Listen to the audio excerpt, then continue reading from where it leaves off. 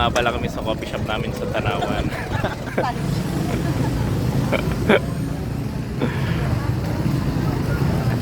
May gitara, yung ating speaker, ating beatbox, mga power bank, mga gamit pang gig, stands, ayan nandyan.